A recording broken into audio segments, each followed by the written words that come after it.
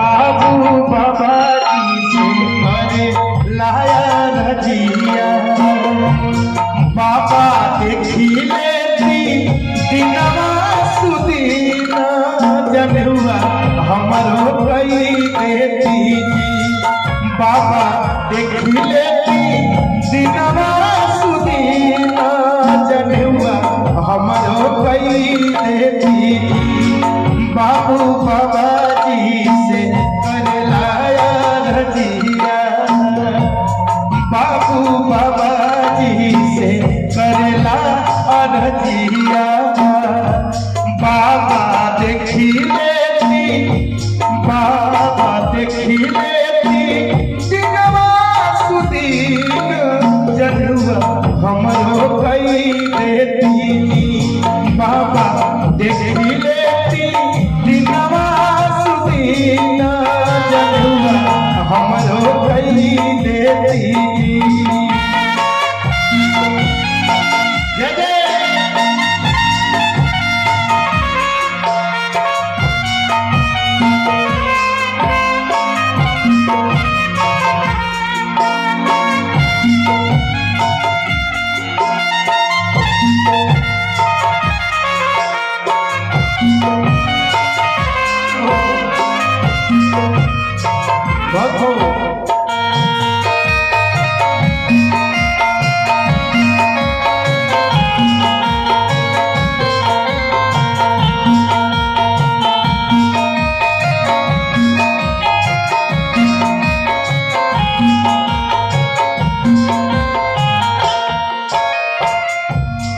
पापा हरदी के पात लिखी चिट्ठिया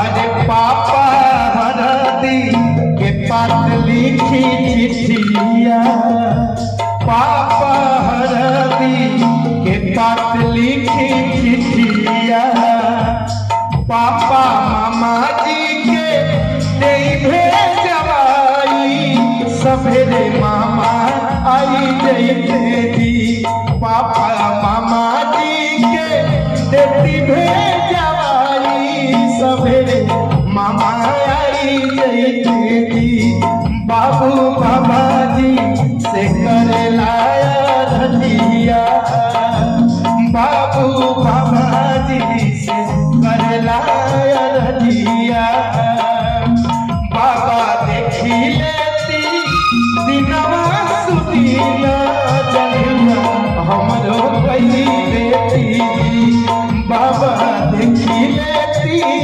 दिनवा सुदीना जनुआ हमरो कई देती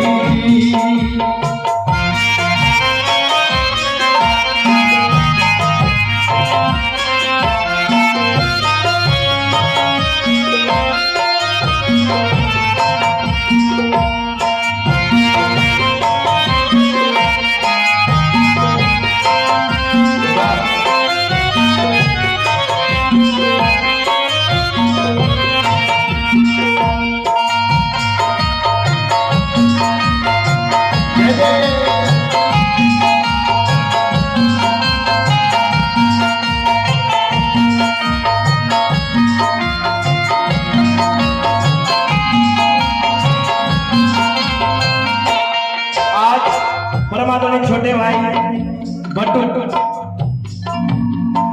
आदित्य त्रिपाठी जी के उपनयन संस्कार जनेऊ संस्कार में सब लोग उपस्थित बा।